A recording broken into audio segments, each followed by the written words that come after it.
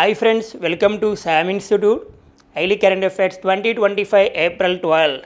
Today current affairs headlines Andhra Telangana DSC prepare అవుతున్న ప్రతి ఒక్క అభ్యర్థి అండ్ స్కూల్ అసిస్టెంట్ ఎడ్జిట్ వరకు జీకే అండ్ కరెంట్ అఫైర్స్ చాలా ఇంపార్టెంట్ అని మీరు రెగ్యులర్గా ఫాలో అవుతూ ఉండాలి. గ్యారెంటీగా నోటిఫికేషన్ వస్తుంది.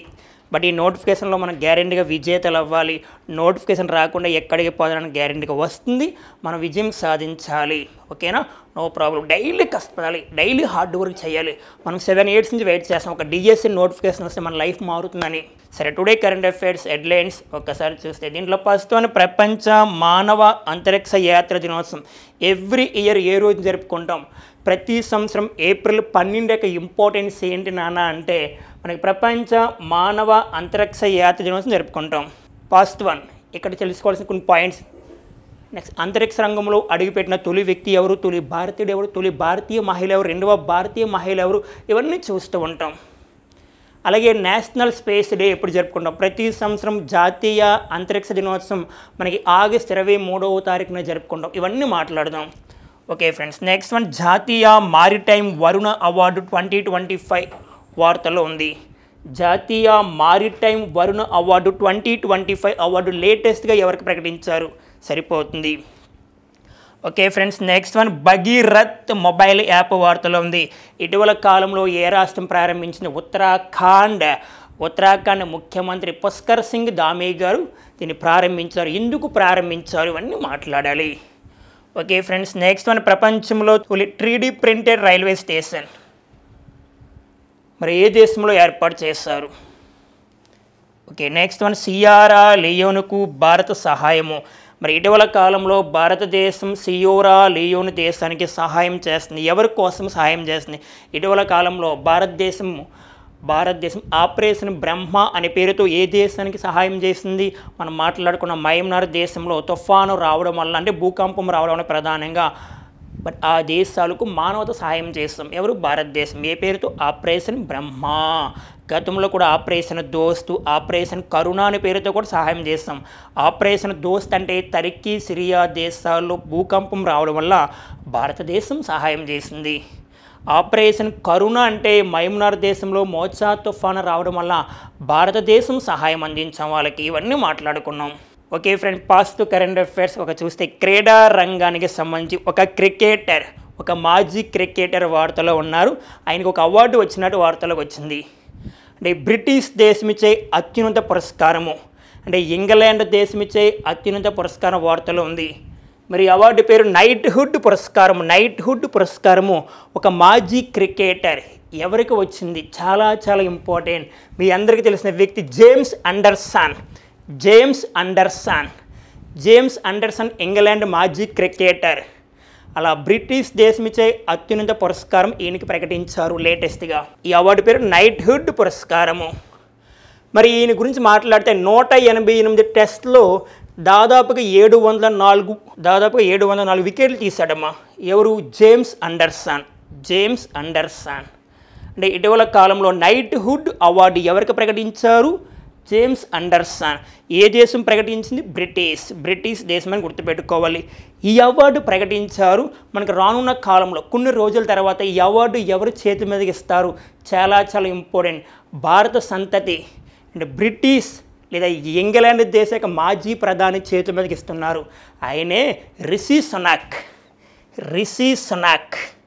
అంటే ఇంగ్లాండ్ మాజీ ప్రధాని, బ్రిటన్ మాజీ ప్రధాని చేతి మీదకి అవార్డు ఇస్తారు. రిషి సునాక్. ఈయన భారత సంతతి. ప్రెజెంట్ బ్రిటన్ ప్రధానికి ఎవరు పనిచేస్తున్నారు? కీర్ స్టార్మర్ గారు పనిచేస్తున్నారు. ఓకేనా. మరి సచిన్ టెండూల్కర్ తర్వాత అత్యధిక కాలం క్రికెట్లో ఉన్న రెండవ వ్యక్తి, ప్రపంచవ్యాప్తంగా ఎక్కువ కాలం క్రికెట్ రంగంలో ఉన్న వ్యక్తి సచిన్ టెండూల్కర్.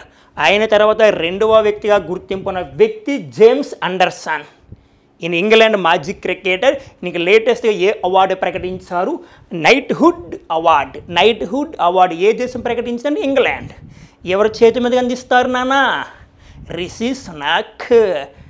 బ్రిటిష్ మాజీ ప్రధాని. ప్రజెంట్ ఎవరు? Keir Starmer. ఇక్కడే లింక్ చేసుకోవాల్సిన కొన్ని పాయింట్లు క్రికెట్ రంగానికి సంబంధించి. లేటెస్ట్గా విరాట్ కోహ్లీ వార్తలో ఉన్నారు. విరాట్ కోహ్లీ 2 times వార్తలో ఉన్నారు. ఒక టీ20లో భారతదేశం నుంచి అత్యధిక పరుగులు చేసిన వ్యక్తి అంటే హైయెస్ట్ రన్స్ నాన్న దాదాపుగా 13,000కు పైగా. ఓకే, 13,000కు పైగా రన్స్ చేశాడు. అంటే ప్రపంచంలో టీ20లో అత్యధిక రన్స్ చేసిన వ్యక్తి మీకు చెప్పుకున్నాం, క్రిస్ గేల్. ఆయన పేరు క్రిస్ గేల్.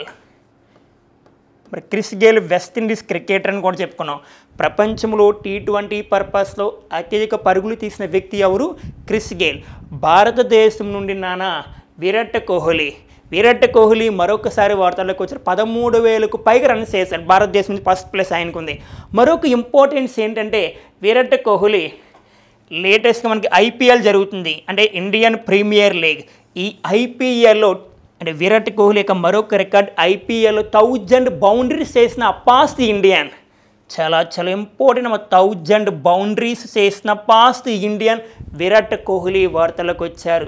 ప్రజెంట్ ఇండియాలో ఐపీఎల్ జరుగుతుంది 18 సీజన్. ఫస్ట్ ఐపీఎల్ 2008లో జరిగింది, అంటే 2008. మరి ఐపీఎల్ ఫౌండర్ ఎవరున్నానో లలిత్ మోడీ. ఒకసారి ఎలా లింక్ చేసుకోవాలి, ఏదైనా పాయింట్ వస్తే ఏదైనా బ్యాక్గ్రౌండ్ అంటే ఇటీవల కాలంలో జరిగిన అంశాలతో లింక్ చేస్తుంటే మనకు బాగా గుర్తుకుంటుంది, బాగా ప్లస్ అవుతుందన్న. ఓకేనా? మనం ఇంకా మాట్లాడుకుంటే ప్రపంచవ్యాప్తంగా చూసుకుంటే టీ20లో అత్యధిక రన్స్ చేసిన వ్యక్తి ఎవరని చెప్పుకున్నాం, Chris Gayle. Second place Alex Hales ఉన్నారు, and third one Shoaib Malik అని చెప్పుకున్నాం, and fourth place Kieron Pollard. Fifth place అయితే మనకి విరాట్ కోహ్లీ. భారతదేశ వ్యాప్తంగా అయితే ఫస్ట్ ప్లేస్ విరాట్ కోహ్లీ, ప్రపంచవ్యాప్తంగా 5వ వ్యక్తి. ఓకేనా? Okay friends, next current affairs. ప్రపంచ మానవ అంతరిక్ష యాత్ర దినోత్సవం ప్రతి సంవత్సరం ఇంటర్నేషనల్ స్పేస్ డే ఎప్పుడు జరుపుకుంటాం? ఎవ్రీ ఇయర్ అంటే ఏప్రిల్ 12వ తారీఖున, అంటే international day of human space day. అంటే ప్రపంచ మానవ అంతరిక్ష యాత్ర దినోత్సవం ఏప్రిల్ 12. అసలు ఎందుకు జరుపుకుంటున్నాం? చాలా ఇంపార్టెంట్. అంతరిక్ష రంగంలో అడుగుపెట్టిన తొలి వ్యక్తి పాస్ట్ స్పేస్ పర్సన్ ఎవరినానా? Yuri Gagarin. ఇక్కడ చూసుకోవాలి, అంతరిక్ష రంగంలో అడుగుపెట్టిన తొలి వ్యక్తి యూరీ గగరిన్. 1961 ఏప్రిల్ 12. మరి ఏ దేశానికి చెందిన వ్యక్తి? రష్యా దేశానికి చెందిన వ్యక్తి. అందువలన ప్రతి సంవత్సరం ఏప్రిల్ 12న ఏ విధంగా జరుపుకుంటున్నామన్నా? ఈ ప్రపంచ మానవ అంతరిక్ష యాత్ర దినోత్సవం జరుపుకున్నాం. మరి అంతరిక్ష రంగంలో అడుగుపెట్టిన తొలి భారతీయుడు పాస్ట్ ఇండియన్ ఎవరునానా? మీకు ఐడియా ఉంది, రాకేష్ శర్మ 1984లో. చాలా ఇంపార్టెంట్. మరి అంతరిక్ష రంగంలో అడుగుపెట్టిన తొలి భారతీయ మహిళ పాస్ట్ ఇండియన్ ఉమెన్, ఆమె పేరు కల్పనా చావ్లా 1997. మరి అంతరిక్ష రంగంలో అడుగుపెట్టిన తొలి భారతీయ మహిళ కల్పనా చావ్లా అనుకోము. కల్పనా చావ్లా అని మాట్లాడుకోము. 2వ భారతీయ మహిళ సునీతా విలియమ్స్ ఇప్పటి వరకు 3 సార్లు వెళ్ళిందాం అంతరిక్ష రంగంలోకి. First one 2006, second one 2012, 2024. మరి ఇటీవల కాలంలో అంతరిక్ష రంగం నుంచి తిరిగి వచ్చారమే. ఎవరు? సునీతా విలియమ్స్. మరి అంతరిక్ష రంగంలో అడుగుపెట్టిన తొలి భారతీయ రాకేష్ శర్మ. అంతరిక్ష రంగంలో అడుగుపెట్టిన తొలి భారతీయ పర్యాటకుడు, ఫస్ట్ టూరిస్ట్. చాలా ఇంపార్టెంట్ నాన్న. మరలా చెప్తున్న గోపీచంద్ తోటకూర తొలి భారతీయ పర్యాటకుడు. గోపీచంద్ తోటకూర అంతరిక్ష రంగంలో అడుగుపెట్టిన తొలి భారతీయ పర్యాటకుడు.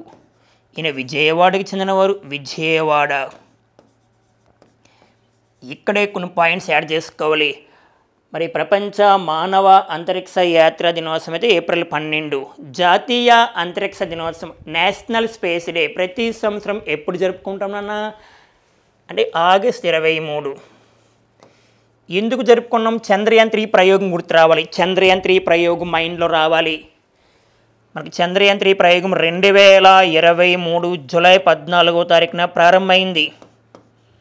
చంద్రయాన్ 3 ప్రయోగం ఎప్పుడు ల్యాండ్ అయింది? 2023 ఆగస్ట్ 23వ తారీఖున. ఈ ఆగస్ట్ 23 ఏ విధంగా ప్రకటించారంటే నేషనల్ స్పేస్ డేగా ప్రకటించారు. మరి చంద్రయాన్ 3 అడుగుపెట్టే ప్రదేశాన్ని శివశక్తి అని పేరు పెట్టాం. శివశక్తి అంటే చంద్రయాన్ 3 ల్యాండింగ్ పాయింట్ని శివశక్తి అంటాము. చాలా ఇంపార్టెంట్, మైండ్లోకి వెళ్ళాలి. నేను ఇంపార్టెంట్ అంటున్నానంటే మైండ్లోకి వెళ్ళాలి. ఓకేనా? అయితే జాతీయ అంతరిక్ష దినోత్సవం సందర్భంగా మనకి 2024లో ఒక అవార్డులు ప్రకటించారు. అంటే గతంలో దాన్ని శాంతి స్వరూప్ భట్నాకర్ అవార్డులు అనేవాళ్ళని సైన్స్ అండ్ టెక్నాలజీ ప్రతిభ చూపించిన వ్యక్తులకు ఇస్తారు. అలా శాంతి స్వరూప్ భట్నాకర్ అవార్డు ప్లేస్లో 2024లో తొలిసారిగా ఏ పేరుతో తీసుకొచ్చారు? మనకి రాష్ట్రీయ విజ్ఞాన పురస్కారాలు. రాష్ట్రీయ విజ్ఞాన పురస్కారాలు 2024లో తొలిసారిగా ఏ రోజు ఇచ్చారంటే ఆగస్టు 23వ తారీఖున. మరి ఏ సందర్భంగా ప్రకటించారు? నేషనల్ స్పేస్ డేగా సందర్భంగా. రాష్ట్రీయ విజ్ఞాన పురస్కారాలు మొత్తం ఎంతమందికి ఇచ్చారు? 2024లో. ఇక్కడ చూసారు, రాష్ట్రీయ విజ్ఞాన పురస్కారాలు మొత్తం 33 ప్రకటించారు. దీంట్లో 4 రకాలు ఉంటాయి, 4 కేటగిరీస్. దాంట్లో విజ్ఞాన్ శ్రీ పురస్కార్, విజ్ఞాన్ శ్రీ అండ్ విజ్ఞాన్ యువ పురస్కార్, నెక్స్ట్ వన్ విజ్ఞాన్ రత్న అవార్డు, విజ్ఞాన్ టీమ్ అవార్డు. ఈ 4 అవార్డులను ఏ రోజున ఇచ్చారు అంటే 2024 ఆగస్టు 23వ తారీఖున. ఏ విధంగా ఇచ్చారంటే నేషనల్ స్పేస్ డే సందర్భంగా. మొత్తం అవార్డులు 33 4 రంగాల్లో ఇచ్చారు. విజ్ఞాన్ శ్రీ అవార్డు ఎంతమందికి ఇచ్చారంటే 13 మందికి ఇచ్చారు. విజ్ఞాన్ యువ పురస్కారం 18 మందికి ఇచ్చారు. విజ్ఞాన్ రత్న అవార్డు గోవిందరాజన్ పద్మనాభన్కి ఇచ్చారు. విజ్ఞాన్ టీమ్ అవార్డు ఎవరికి ఇచ్చారంటే చంద్రయాన్ 3 బృందానికి ఇచ్చారు. చంద్రయాన్ 3 ప్రయోగం విజయవంతమైంది కదా, దాంట్లో ఉన్న సైంటిస్టులు అందరికీ అవార్డు వర్తిస్తుంది. విజ్ఞాన్ టీమ్ అవార్డు అంటే చంద్రయాన్ 3 బృందం అని గుర్తుపెట్టుకోవాలి. చంద్రయాన్ 3 ప్రయోగము. ఇటీవల కాలంలో ఇస్రో భారతదేశ అంతరిక్ష పరిశోధన సంస్థ అవ్వచ్చు, ప్రపంచ అంతరిక్ష పరిశోధన సంస్థలు అద్భుతమైన ఘనత సాధిస్తున్నాయి. ప్రపంచ దేశాలన్నీ కూడా ఇటీవల కాలంలో ISS ఇంటర్నేషనల్ స్పేస్ స్టేషన్లో ఓన్ స్పేస్ స్టేషన్ ఏర్పాటు చేయడానికి భారతదేశం వార్తలో ఉంది. 2035 నాటికి ఓన్ స్పేస్ స్టేషన్ ఏర్పాటు చేయను. అలాగే 2040 నాటికి చంద్రునిపైకి వ్యోమగానం పంపించడానికి భారతదేశం రెడీగా ఉంది నాన్న.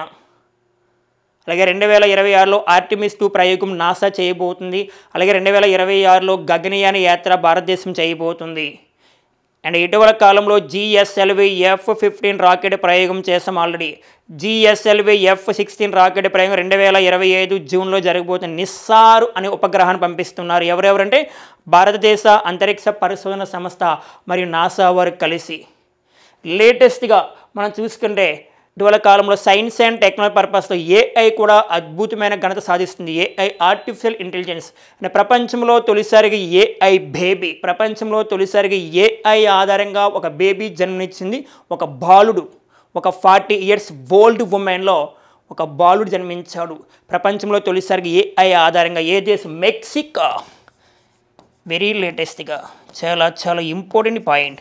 ప్రపంచంలో తొలిసారిగా AI ఆధారిత బాలుడు ఏ దేశంలో జన్మించే? Mexico. Okay friends, next current affairs. జాతీయ మారిటైమ్ వరుణ అవార్డు 2025 వార్తలో ఉంది. జాతీయ maritime Varuna award, national maritime Varuna award 2025 ఎవరికి ఇచ్చారు ఈ అవార్డు చూస్తే సినర్జీ మెరైన్ గ్రూప్ వ్యవస్థాపకుడు రాజేష్ ఉన్నికి ఇచ్చారు. మరలా గుర్తుపెట్టుకోవాలి, national maritime Varuna award. Varuna అంటే ఏ విన్యాసం గుర్తు రావాలి నాన్న? మారిటైమ్ విన్యాసం గుర్తుకు వస్తుంది, మారిటైమ్ ఎక్సర్సైజ్. అలా లేటెస్ట్గా అవార్డు ఎవరికి ఇచ్చారు? రాజేష్ ఉన్ని. ఇక్కడ చూస్తే సముద్ర పరిశ్రమలో అత్యుత్తమ ప్రతిభ చూపించిన వ్యక్తులకు ఇస్తారు.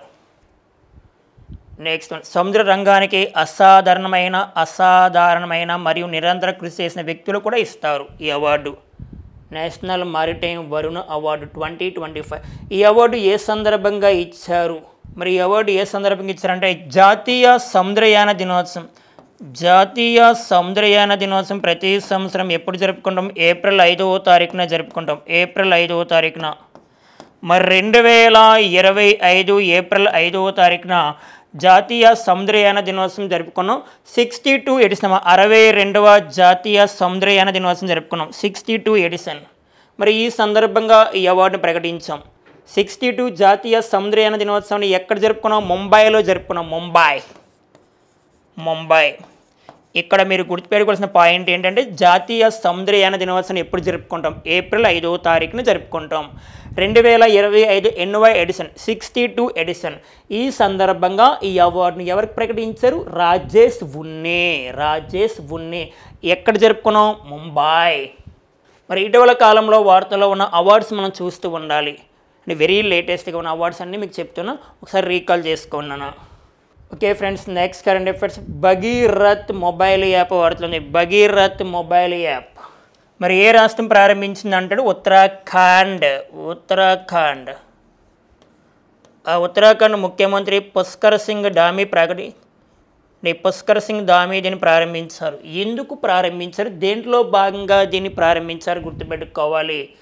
చూడాలి. జల సంరక్షణ అభియాన్, దీన్ని నీటి సంరక్షణ ప్రచారం అంటాం. ఇక్కడ చూస్తే జల సంరక్షణ అభియాన్ 2025లో భాగంగా. నెక్స్ట్ వన్ దరా మేరా, నౌలా మేరా, గావ్ మేరా, ప్రయాస్ మేరా ఇతివృత్తంతో దీన్ని ప్రారంభించారు. ఎందుకు ప్రారంభించారు మాస్టర్ చెప్పండి, ఈ పాయింట్ మాకు కావాలి. మరి ఈ కార్యక్రమాన్ని ఎందుకు ప్రారంభించారంటే ఉత్తరాఖండ్లో ప్రజెంట్ నీటి కొరత ఎక్కువ ఉందన్న, అంతరించిపోతున్న నీటి వనరులను కాపాడడం కోసము. చాలా ఇంపార్టెంట్. అంతరించిపోతున్న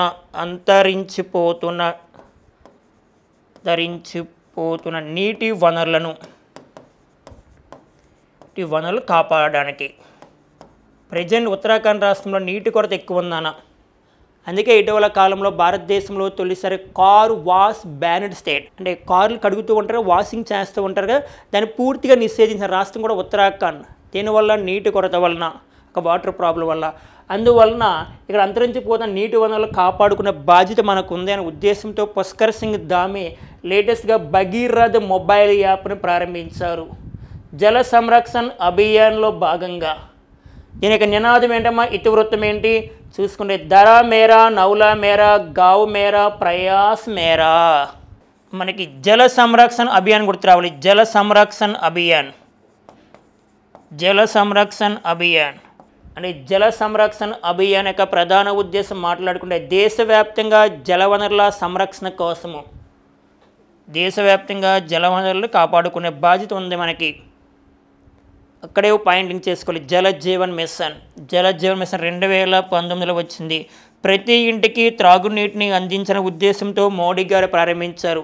జల జీవన్ మిషన్ యొక్క టార్గెట్ 2024 నాటికి ప్రతి ఇంటికి త్రాగునీటిని అందించాలి. 100కి 100%. కొంత సాధించలేకపోయి 70% సాధించాము. అంటే మరలా దీని యొక్క టైం పీరియడ్ ఎక్స్టెండ్ చేసాం, పదవి కాలాన్ని పొడిగించాం. 2024 నుంచి 2028 వరకు జల జీవన్ మిషన్ యొక్క పదవి కాలాన్ని పొడిగించారు. ఆ జల జీవన్ మిషన్ ద్వారా భారతదేశంలో 100కి 100% త్రాగునీరు అందిస్తున్న రాష్ట్రం ఉత్తరాఖండ్, లేకపోతే గోవా, లేకపోతే ఉత్తరప్రదేశ్ అంటాడమా? గోవా ఫస్ట్ ప్లేస్లో ఉంది, గోవా. నెక్స్ట్ ప్రపంచ నీటి దినోత్సవాన్ని ప్రతి సంవత్సరం ఎప్పుడు జరుపుకుంటాం? మార్చి 22వ తారీఖున జరుపుకుంటాం. ప్రపంచ నీటి దినోత్సవాన్ని మార్చి 22వ తారీఖున జరుపుకుంటాం.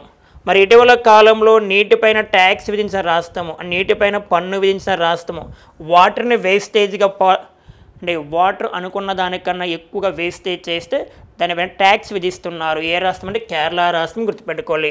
భారతదేశంలో తొలిసారిగా నీటిపై పన్ను విధించిన రాష్ట్రం కేరళ.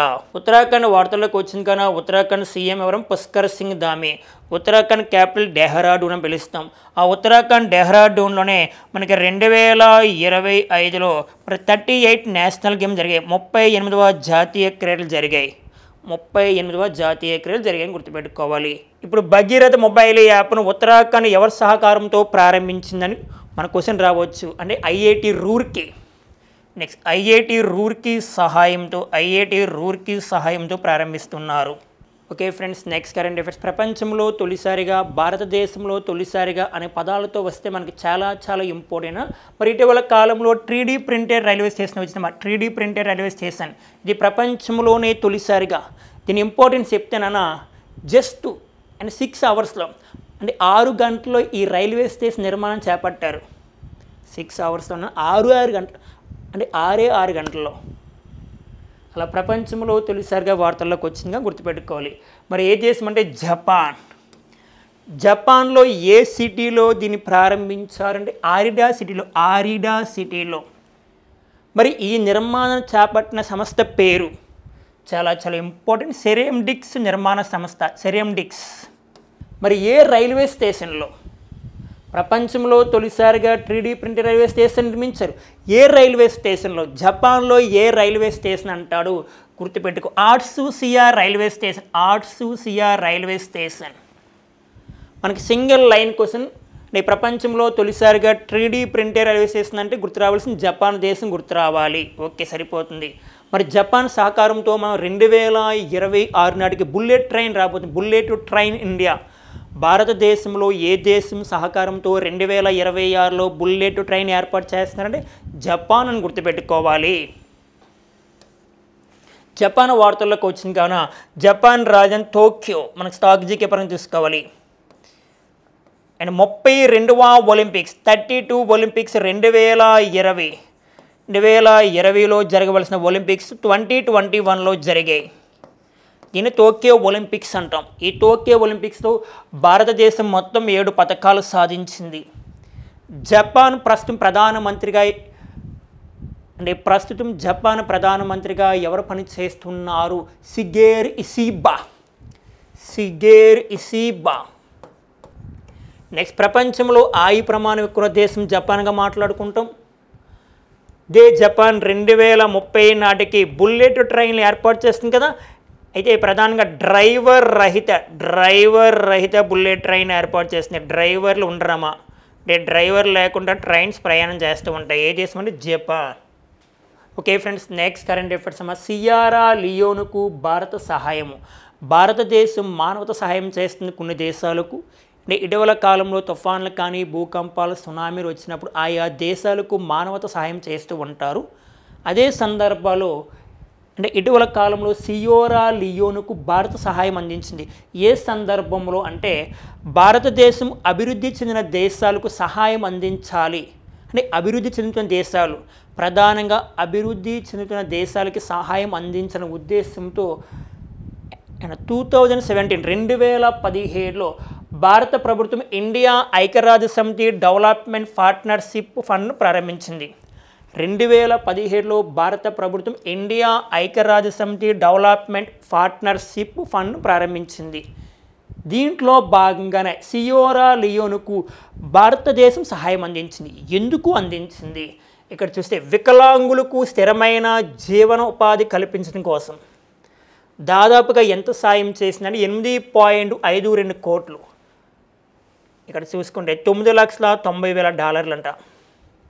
అంటే ఇటీవల ఏ దేశ వికలాంగులకు స్థిరమైన జీవన ఉపాధిని కల్పించడానికి భారతదేశం సాయం అందించింది అంటే సియరా లియోన్. మరి సియరా లియోన్ అంటే ఆఫ్రికా ఖండంలో ఒక దేశం. ఆఫ్రికా ఖండంలో ఉన్న ఒక దేశం అని గుర్తుపెట్టుకోవాలి. మరి ఇటీవల కాలంలో మనకి థాయిలాండ్, నెక్స్ట్ మనం మయన్మార్ దేశాల్లో ఒక ప్రధానంగా భూకంపం వచ్చిందమ్మా. మరి మయన్మార్ దేశానికి భారతదేశం సహాయం అందించింది. మీకు చెప్పా ఆల్రెడీ. ఏ పేరుతో? ఆపరేషన్ బ్రహ్మ అనే పేరుతో. ఆపరేషన్ బ్రహ్మ అనే పేరుతో భారతదేశం ఏ దేశానికి 2025లో సహాయం అందించింది అంటే మయన్మార్.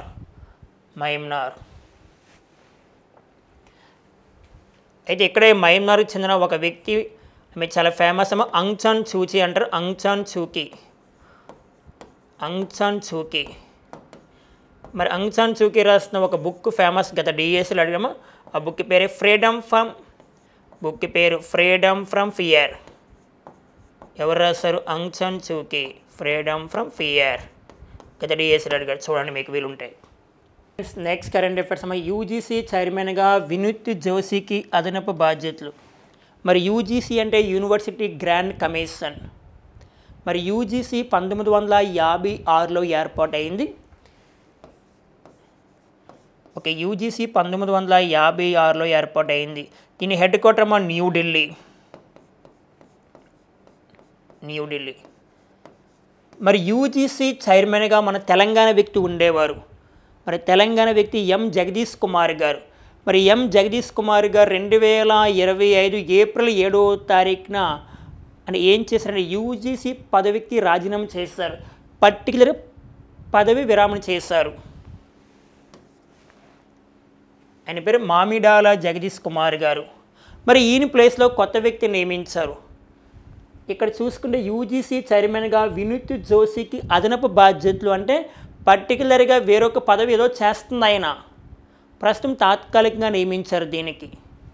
ఇక్కడ చూస్తే కేంద్ర విద్యాశాఖ కార్యదర్శి వినూత్ జోషి గారికి, కేంద్ర విద్యాశాఖ కార్యదర్శిగా పనిచేస్తున్న వినూత్ జోషి గారికి మరొక అదనపు బాధ్యతలు అప్పగించారు, అదే యూజీసీ చైర్మన్గా. ఇంకొక కొత్త వ్యక్తి వచ్చినంత వరకు ఈయన ఉంటారమ్మా. యూజీసీ కొత్త చైర్మన్ వచ్చినంత వరకు ఎవరు ఉంటారమ్మా? వినూత్ జోషి గారు ఉంటారు. అంటే యూజీసీ అంటే యూనివర్సిటీ గ్రాండ్ కమిషన్ అని గుర్తుపెట్టుకోవాలి. ఇక్కడ కొన్ని పాయింట్స్ లింక్ చేసుకోవాలి మనం. CBSE central board of secondary education. CBSE ఎప్పుడు ఏర్పాటైంది? 1929లో ఏర్పాటైంది. దీని ప్రధాన కార్యాలయం కూడా న్యూఢిల్లీ. సిబిఎస్ఈ చైర్మన్గా ఎవరు పనిచేస్తున్నారంటే రాహుల్ సింగ్ గారు. రాహుల్ సింగ్ భారతదేశంలో తొలిసారిగా 100కి 100% ఆన్లైన్ ఎడ్యుకేషన్ డిజిటల్ అక్షరాస్యతను అందిస్తున్న రాష్ట్రం అయితే కేరళ. ఏ గ్రామం అంటే మాత్రం పొల్లంపార. భారతదేశంలో 100కి 100% డిజిటల్ అక్షరాస్యతను అందిస్తున్న గ్రామం పొల్లంపార. ఎక్కడుంది? కేరళ. భారతదేశానికి తొలి విద్యాశాఖ మంత్రి ఎవరు పనిచేస్తారు? భారతదేశానికి తొలి విద్యాశాఖ మంత్రిగా Maulana Abul Kalam Azad. National education day, జాతీయ విద్యా దినోత్సవం ప్రతి సంవత్సరం నవంబర్ 11వ తారీఖున జరుపుకుంటాం. ప్రస్తుత కేంద్ర విద్యాశాఖ మంత్రిగా ఎవరు పనిచేస్తున్నారు అంటే ధర్మేంద్ర ప్రధాన్. సెంట్రల్ ఎడ్యుకేషన్ మినిస్టర్గా పనిచేస్తుంది ధర్మేంద్ర ప్రధాన్. అదే ఆంధ్రప్రదేశ్ విద్యాశాఖ మంత్రి మనకి లోకేష్ గారు పనిచేస్తున్నారు. నెక్స్ట్ వన్, నిర్బంధ ప్రాథమిక విద్య గురించి. నిర్బంధ ప్రాథమిక విద్య అంటే తప్పనిసరిగా 6 నుండి 14 సంవత్సరాల లోపు ఉన్న పిల్లలకు అందించాలి. మనకి ఆర్టికల్ 21 సబ్ క్లాస్ ఏ తెలియజేస్తుంది విద్య గురించి. ఇవన్నీ చదువుతూ ఉంటాం పాలిటీలో, మనం ఇలా లింక్ చేస్తూ ఉండాలి. అంటే యూజీసీ చైర్మన్గా గతంలో ఎవరు ఉండేవారు? జగదీష్ కుమార్ గారు. ఆ జగదీష్ కుమార్ గారు తెలంగాణ వ్యక్తి. మరి ఆయన ప్లేస్లో వచ్చిన వ్యక్తి Vineet Joshi. Okay friends, next current affairs. Padmashri Vanajeevi Ramaiah కన్నుమూత. మరి పద్మశ్రీ వనజీవి రామయ్య కన్నుమూత తెలంగాణ చెందిన వ్యక్తి. మరి ఈయనకి పద్మశ్రీ అవార్డు 2017లో కేంద్ర ప్రభుత్వం ప్రకటించిందమ్మా. ఓకే, 2017 భారతదేశంలో ఇచ్చే 4వ అత్యున్నత పౌర పురస్కారమైన పద్మశ్రీ 2017లో ప్రకటించిన ఒక వ్యక్తి ఎవరంటే వనజీవి రామయ్య గారు. ఆ వనజీవి రామయ్య గారు తెలంగాణకు చెందినవారు, ప్రధానంగా ఖమ్మం జిల్లా. మరి ఇటీవల కాలంలో మరణించినట్టు వార్తల్లోకి వచ్చారు. ఇక్కడ చూస్తే పద్మశ్రీ వనజీవి రామయ్య కన్ను మూశారు.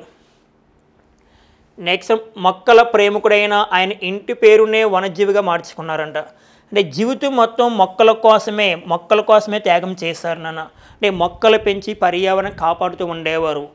ఎవరు అంటే వనజీవి రామయ్య. ప్రశ్న ఎలా రావచ్చు? ఇటీవల కాలంలో మరణించిన పద్మశ్రీ అవార్డు గ్రహీత వనజీవి రామయ్య గారు ఏ రాష్ట్రం? తెలంగాణ. లేదా ఇటీవల కాలంలో మరణించిన వనజీవి రామయ్య గారికి పద్మశ్రీ అవార్డు ఏ ఇయర్లో వచ్చింది? 2017. అలాగే ఇక్కడ 2 పాయింట్స్ గుర్తుపెట్టుకోవాలి. ఒకటి తులసి గౌడ, మరొక వ్యక్తి పప్పమాల్.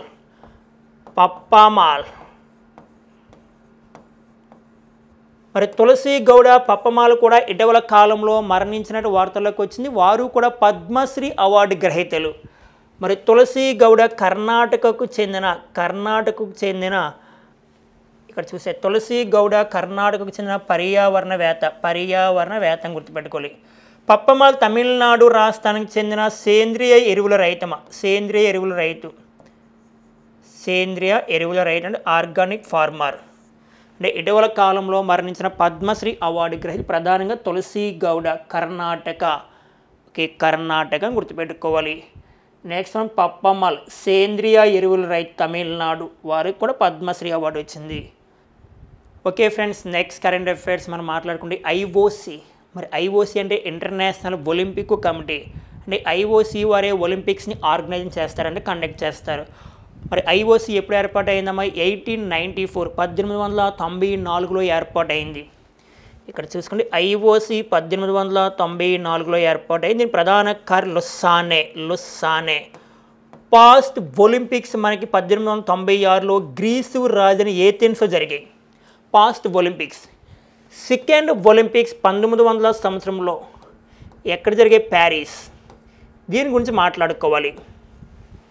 దీన్ని లింక్ చేసి 2028 ఒలింపిక్స్, మనకి 2028 ఒలింపిక్స్లో కొత్త గేమ్స్ యాడ్ చేస్తారని చెప్పుకున్నాం. ఐఓసీ ప్రకటించింది. వెరీ లేటెస్ట్గా కాంపౌండ్ ఆర్చరీ. మరి కాంపౌండ్ ఆర్చరీకి 2028 ఒలింపిక్స్లో అవకాశం కల్పిస్తారని మాట్లాడుకున్నాం. దీనితో పాటుగా అంటే కొన్ని గేమ్స్ మాట్లాడుకున్నాం మనం. దాంట్లో T20, baseball, football, next one lacrosse, next one squash, ఇవన్నీ మాట్లాడుకున్నాం. ఇప్పుడు T20 గురించి ఇచ్చారు వార్తల్లోకి. ఇక్కడ చూసే 2028 ఒలింపిక్స్లో క్రికెట్ 6 జట్లతో పోటీ. అంటే 6 జట్లు అంటే దాదాపుగా 6 దేశాలకు చెందిన 6 దేశాలకు. ఒక్కొక్క జట్టులో ఎంతమంది ఉంటారంటే 15 మంది. 6 జట్లు మగవారివి. నెక్స్ట్ మరొక 6 జట్ల చూసుకుంటే ఆడ. అంటే 6 జట్లు పురుషులకు సంబంధించినవి. నెక్స్ట్ 6 జట్లు ఏమో ఫిమేల్కి సంబంధించినవి. ఒక్కొక్క జట్టులో 15 మంది ఉంటారు. మరి 2028 ఒలింపిక్స్ ఎక్కడ జరుగుతాయంటే ఒలింపిక్స్ 2028 ఒలింపిక్స్ ఎక్కడ జరగబోతుంది? Los Angeles, America. అంటే ఆతిథ్యం దేశానికి ఫస్ట్ ప్లేస్ వచ్చే అవకాశం ఉంది. నెక్స్ట్ ఇంకా ఏ దేశాలు ఇస్తారని ప్రకటించలేదు. ఫస్ట్ జట్టుగా ఆతిథ్యం ఇచ్చే జట్టు ఏంటి, దేశం ఏంటి? అమెరికా ఉండబోతుంది. నెక్స్ట్ మరొక జట్లు ఉన్నాయి, ఇది మనకి ఇంకా ఫైనల్గా అవ్వలేదు. అవేంటో ప్రకటిస్తారు. అంటే T20 ఇక్కడ చూస్తే 2028 లాస్ ఏంజల్స్లో జరిగిన ఒలింపిక్స్ పోటీలో T20 ఫార్మాట్ క్రికెట్ పోటీలను ప్రారంభించనున్న విషయం తెలిసిందే. నెక్స్ట్ తాజాగా ఇందులో 6 జట్లు పోటీలో పాల్గొంటాయని నిర్వాహకులు అధికారికంగా ప్రకటించారు. నెక్స్ట్ మొత్తం 90 మంది క్రీడాకారులు పాల్గొంటారు. ఒక్కో జట్లో 15 మంది ఉంటారు. దాంట్లో మహిళలకి 6 జట్లు, నెక్స్ట్ వన్ మగవారికి అంటే మెయిల్కి 6 జట్లు అని గుర్తుపెట్టుకోవాలి. అంటే ప్రధానంగా T20. మీకు ఇవన్నీ చెప్పమ్మా. ప్రెజెంట్ ఐఓసీ ప్రెసిడెంట్ ఎవరు ఉన్నారంటే Kirsty Coventry IOC past women ప్రెసిడెంట్గా ఎన్నికయ్యారు. లేటెస్ట్గా మాట్లాడుకున్నాం. అయితే ఇక్కడ మరొక పాయింట్ ఏం చెప్పాలంటే నాన్న, ఇక ప్రధానంగా 1900 సంవత్సరంలో ప్యారిస్, ఈ ప్యారిస్ ఒలింపిక్స్తో క్రికెట్ని ఆడారు. మరలా 1900 సంవత్సరం తర్వాత క్రికెట్ ఒలింపిక్స్లో లేదు.